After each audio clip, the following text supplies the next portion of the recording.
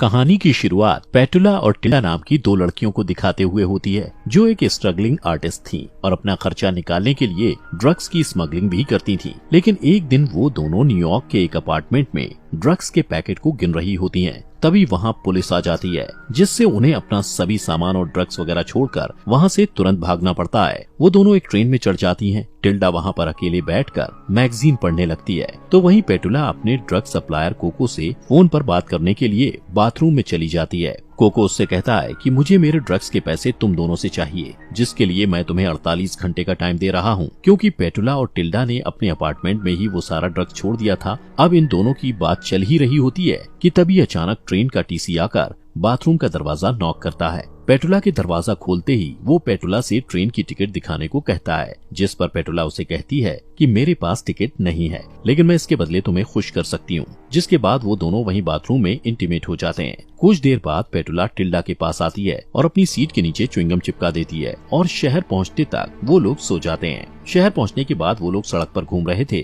तभी सड़क के किनारे बैठा एक भिखारी उन्हें देखकर कहता है कि तुम दोनों हमेशा वापस आ जाते हो। टिल्डा और पेटुला उसे नजरअंदाज कर देते हैं और एक टैक्सी में बैठकर निकल जाते हैं। टैक्सी में वो लोग अपने बचपन की दोस्त डेफनी के बारे में बात कर रहे होते हैं, जो अमीर और दिमागी तौर से अनस्टेबल होती है। वो लोग डेफनी का घर ढूंढकर वहाँ चोरी करने का प्लान बनाते हैं, ताकि वो कोको को ड्रग के पैसे लौटा सकें। टिल्डा कहती है इसके लिए हमें डेफनी के साथ बचपन वाला गेम खेलना पड़ेगा, जिसमें पेटुला डॉक्टर बनती थी और टिल्डा डेफनी की बेटी का रोल प्ले करती थी। ये सुनकर पेटुला अपने बचपन को याद करने लगती है, जब वो ये गेम खेलते थे। पेटुला को शुरू से ही वो गेम पसंद नहीं था, लेकिन इसके अलावा उनके पास कोई और रास्ता नहीं था। इसलिए वो टिल्डा से कहती है कि डेफनी जो भी कहेगी हमें वो सारी बातें माननी पड़ेंगी। टिल्डा अपने दोस्त की बातों से सहमत नहीं थी, लेकिन कोई और ऑप्शन न होने की वजह से वो मान जाती है। इसके बाद सीन शिफ्ट होता है और डेफनी को अपने किचन में दिखाया जाता है, जो बर्तन धोते हुए गुनगुना रही होती है। टिल्डा वहाँ आती है और उसे ऐसे मिलती है जैसे डेफनी उसकी माँ हो। डेफनी भी इस गेम को आगे बढ़ाते हुए टिल्डा से पूछती है कि आज तुम्हारा दिन कैसा गया।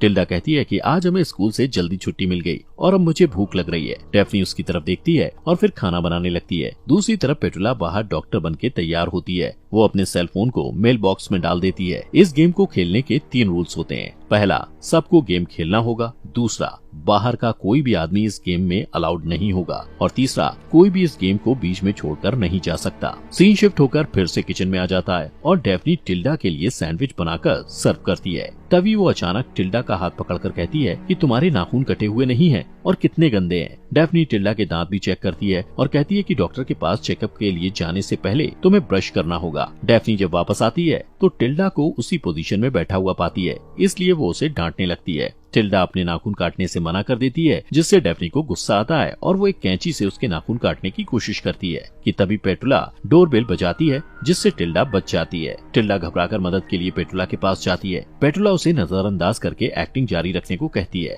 डेफनी पेटुला का वेलकम करती है और टिल्डा चेकअप कराने के लिए चुपचाप किचन में जाकर बैठ जाती है। पेटुला डेफनी से कहती है कि टिल्डा बिल्कुल ठीक है, लेकिन डेफनी को विश्वास नहीं होता। वो कहती है कि टिल्डा को 1 हफ्ते से खांसी है। इस पर टिल्डा खांसने लगती है और पेटुला उसे चेक करती है। डेफनी ये भी कहती है कि टिल्डा को चलने में कुछ परेशानी हो रही है। तब पेटुला एक हैमर लेकर टिल्डा के पैर में धीरे से मारती है, लेकिन इससे डेफनी खुश नहीं होती और वो सबको गेम का रूल बताती है। इस पर पेटुला ना चाहते हुए भी एक लोहे का हथौड़ा निकालती है और टिल्डा से माफी मांगकर उसके पैर में जोर से मारती है। टिल्डा दर्द से चिल्लाती है और उसके पैर से खून निकलने लगता है, जिससे डेफनी खुश हो जाती है। इसके बाद वो पेटुला को टिल्डा के पैर में टेप लगाने के लिए कहती है, लेकिन पेटुला कहती है कि मैं टेप लाना भूल गई हूँ। टिल्डा उन्हें रूल्स बताते हुए कहती है कि कोई भी गेम को बीच में छोड़कर नहीं जा सकता। इसके बाद रात को खाने में डेफनी फूलों से कुछ अजीब सा सूप बनाती है और टिल्डा और पेटुला को सर्व करती है। वो टिल्डा को कुर्सी से बांधकर वहाँ से थोड़ी देर के लिए चली जाती है। तब टिल्डा पेटुला से नमक देने के बहाने पास आने को कहती है। जब पेटुला उसके पास जाती है तब टिल्डा उसे कहती है कि हमारे पास पैसे लौटाने के लिए ज्यादा समय नहीं बचा है। इससे पहले कि पेटुला कुछ कह पाती, डेफनी वहाँ आ जाती है और पेटुला को अपने साथ गेस्ट रूम में ले जाती है और इधर टिल्डा बहुत ही बुरे हाल में होती है। कमरे में डेफनी पेटुला से कहती है कि तुम्हें यहाँ वापस देखकर मुझे बहुत खुशी हुई। दूसरी तरफ टिल्डा को एक भ्रम होता है और वो खुद को एक आईने के सामने कंघी करते हुए देखती है। वो उसी भ्रम में डूबी हुई अपने खाने को लंबे समय तक घूरती रहती है। उस रात पेटुला को कमरे का दरवाजा खुलने की आवाज आती है और उसे महसूस होता है कि कोई उसके कमरे में झांक रहा है। वो समझती है कि वो टिल्डा होगी, इसलिए वो कमरे से बाहर निकलकर किचन में चली जाती है, जहाँ उसे डेफनी दिखाई देती है, जो नींद की दवाई लेने के लिए पानी का गिलास भर रही थी। पेटुला वहाँ से जाने ही वाली होती है कि तभी डेफ्नी चाकू लेकर उसे डराती है। डेफ्नी उसे मेल डॉक्टर समझ के उसे किस करती है और उसके साथ जबरदस्ती इंटीमेट होती है। अगले दिन टिल्डा उस मेल बॉक्स को तोड़ने की कोशिश करती है, लेकिन तभी पेटुला उसे रोककर कहती है उसे कोई रूल नहीं तोड़ना चाहिए, वरना वो लोग पकड़े जा सकते हैं। फिर वो टिल्डा को बताती है कि रात को डेफ्नी ने उससे क्या करवाया था। वो दोनों इस बारे में बात करते हैं और हंसते हैं, लेकिन तभी टिल्डा कुछ अजीब सा बिहेव करने लगती है और उसे फिर से ड्रग्स की ओवरडोज की वजह से भ्रम होने लगता है। टिल्डा को अपने बचपन की एक बात याद आती है, जब टिल्डा और डेफ्नी के बीच लड़ाई हो गई थी। टिल्डा को नशे में मजे करते देखकर पेटुला को जलन होती है, इसलिए वो भी ड्रग्स लेकर वहाँ से चली जाती है। टिल्डा को नशे में अपना बचपन दिखाई देता है, जहाँ वो डेफ्नी के साथ गेम खेलने से मना कर देती है और दोनों के बीच लड़ाई हो जाती है। इस लड़ाई के बीच डेफ्नी को गलती से धक्का लगता है और वो ट्री हाउस से नीचे जमीन पर गिर जाती है। डेफ्नी को तुरंत हॉस्पिटल ले जाया जाता है। इधर सीगल नाम का एक जासूस टिल्डा और पेटुला से पूछताछ करता है, तो वो दोनों उससे झूठ बोलते हैं कि डेफ्नी ट्री हाउस से खुद गिर गई थी। सीगल उनसे पूछता है कि डेफ्नी ट्री हाउस से कैसे गिर गई, जिस पर पेटुला एक छोटी सी गुड़िया को नीचे गिराकर बताती है कि डेफ्नी ऐसे नीचे गिरी थी। सीगल को दोनों की सच्चाई पर शक होता है और वो डेफ्नी के कमरे में जाता है, जहाँ डॉक्टर डेफ्नी की दादी को बताते हैं कि डेफ्नी ठीक तो है, लेकिन उसके पेट का अंदरूनी हिस्सा डैमेज हो गया है और इस वजह से वो कभी मां नहीं बन पाएगी। सीन फिर से प्रेजेंट में शिफ्ट होता है, जहां डेफ्नी बाथरूम में होती है और अपने प्रेगनेंसी टेस्ट के रिजल्ट को देखकर मुस्कुराती है। दूसरी तरफ पेटुला के ऊपर भी ड्रग्स का असर हो जाता है और उसे भी भ्रम होता है कि कोई उसके हाथ को जला रहा है। वो घबराई हुई डेफ्नी के कमरे में पहुंच जाती है। वहां उसे डेफ्नी के कार की चाबी मिलती है, जिसे लेकर वो बाहर की तरफ भागती है। बाहर उसे टिल्डा मिलती है और वो उसका हाथ पकड़कर कहती है कि हमें जल्दी यहाँ से निकलना होगा। वो लोग कार की तरफ जाते हैं और कार का दरवाजा खोलने ही वाले होते हैं कि तभी वहाँ डेफ्नी आ जाती है और उन्हें बैट से मारकर बेहोश कर देती है। इस बीच पुलिस स्टेशन में सीगल को किसी का कॉल आता है और वो उससे कहता है कि मैं डेफ्नी के केस को संभाल लूंगा। इधर टिल्डा और पेटुला को होश आता है, तब वो देखते हैं कि वो लोग चोटियों से बंधे हुए हैं।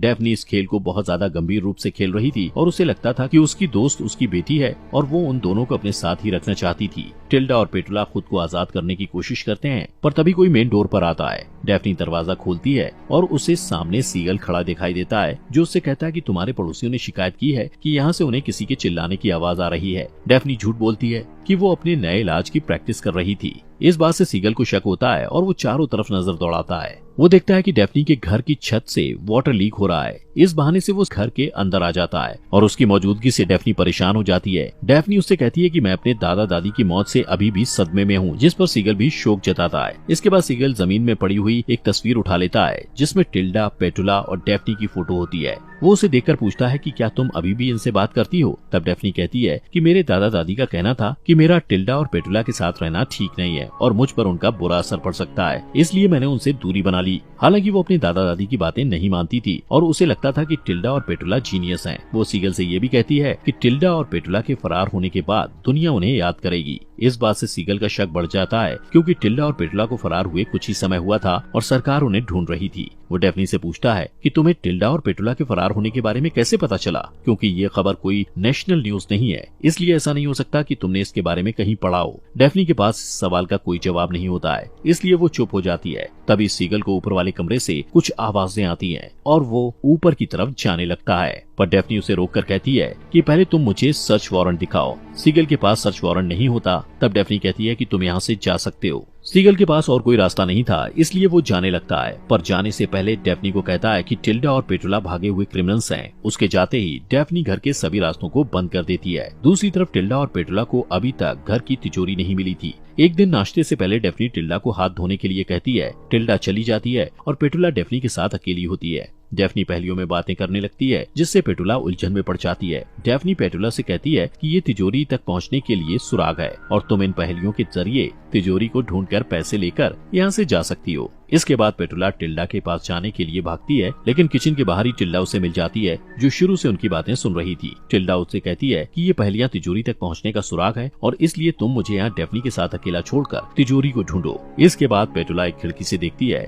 कि गजेबो यानी छत के साथ बनी हुई छोटी सी इमारत में 3 औरतों वाली एक छोटी सी मूर्ति है। जब वो उसे देखने के लिए जाती है तो मूर्ति के नीचे उसे एक पहेली मिलती है, जिसके बाद वो वापस घर में आ जाती है और घर की छत पर बने क्रैक का पीछा करते हुए कमरे में पहुंच जाती है। फिर वो कमरे के सारे पर्दे लगा देती है और उसे आईने में अगला सुराग मिलता है। इस तरह वो तिजोरी तक पहुंच जाती है और जो नंबर उसे मूर्ति, आईने और कैलेंडर में मिले थे उससे वो तिजोरी खोल लेती है। उसे पैसे मिल जाते हैं और वो बहुत एक्साइटेड हो जाती है। इसके बाद पेटुला टिल्डा के कमरे में जाती है जो अपनी डायरी लिख रही होती है। पेटुला कहती है कि अब वो लोग यहाँ से निकल सकते हैं, लेकिन टिल्डा परेशान हो जाती है क्योंकि जब भी पेटुला भागने की कोशिश करती है डेफनी उसे पकड़ लेती है। पेटुला बहुत ज्यादा एक्साइटेड होती है, इसलिए उसे टिल्डा की परेशानी नजर नहीं आती। वो कहती है कि मेरे पास यहाँ से निकलने का बहुत अच्छा प्लान है। उस रात पेटुला और टिल्डा अपना सामान लेकर डेफनी के घर से निकल जाते हैं और किसी से लिफ्ट लेने की कोशिश करते हैं, लेकिन कोई भी वहाँ नहीं रुकता। पेटुला को गुस्सा आता है और वो टिल्डा पर चिल्लाकर कहती है कि तुम मेरी बिल्कुल मदद नहीं कर रही हो। इस बात पर दोनों के बीच बहस शुरू हो जाती है और इस बीच डेफनी वहाँ आकर पेटुला को कार से टक्कर मार देती है। कुछ समय बाद पेटुला को होश आता है और वो खुद को व्हील चेयर में बंधा हुआ पाती है।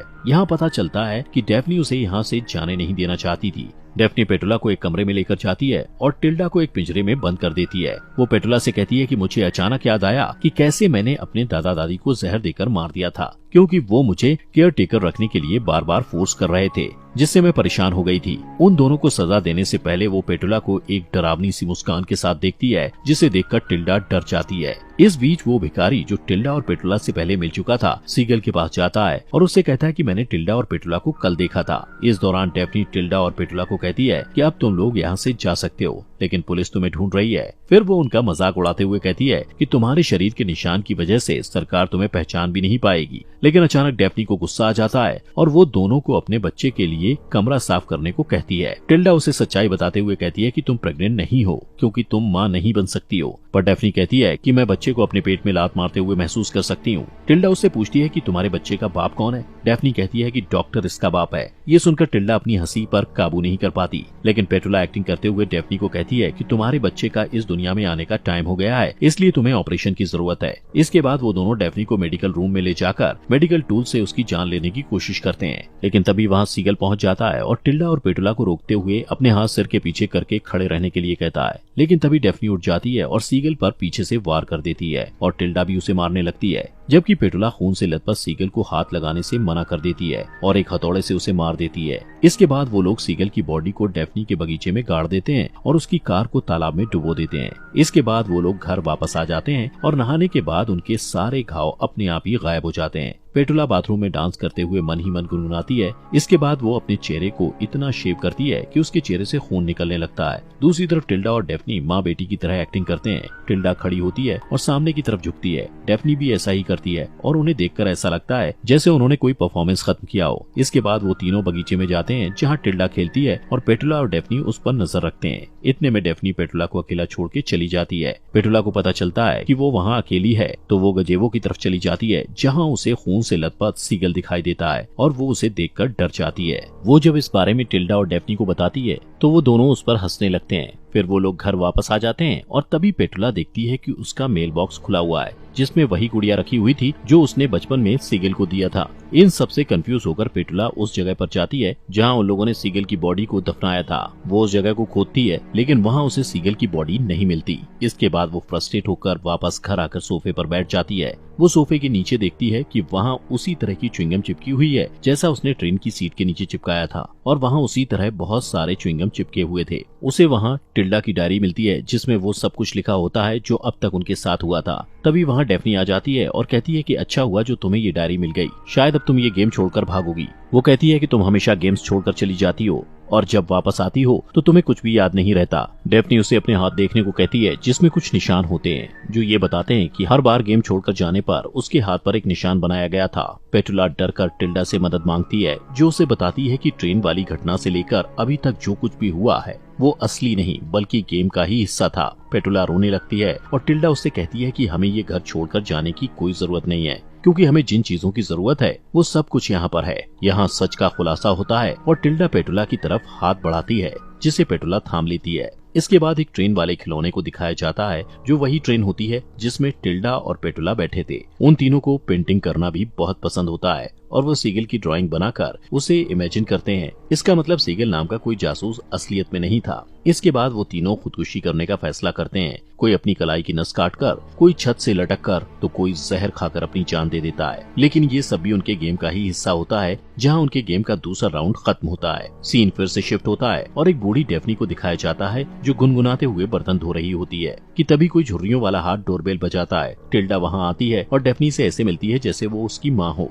यहाँ पता चलता है कि वो लोग कई सालों से ये गेम खेल रहे थे। टिल्डा, पेटुला और डेफनी मजे के लिए बचपन में ये खेल खेला करते थे, लेकिन जैसे जैसे वो तीनों बड़े होते गए, उनकी ये कल्पना उनके लिए असलियत में बदल गई। पेटुला हमेशा इस गेम को छोड़कर जाना चाहती थी, लेकिन कोशिश करने के बाद भी उसे गेम को आखिर तक खेलना ही पड़ता था, जिससे पता चलता है कि अब वो तीनों इस गेम से असली दुनिया में कभी वापस नहीं आ सकते थे, क्योंकि वो तीनों इस गेम में पूरी तरह डूब चुके थे। आखिर में वो तीनों अपने बचपन को पूरी तरह अपना लेते हैं और खुद को अपने बनाए हुए दीवार में कैद कर लेते हैं। दोस्तों, हमारे फॉक्स एक्सप्लेनर चैनल को सब्सक्राइब करना मत भूलना।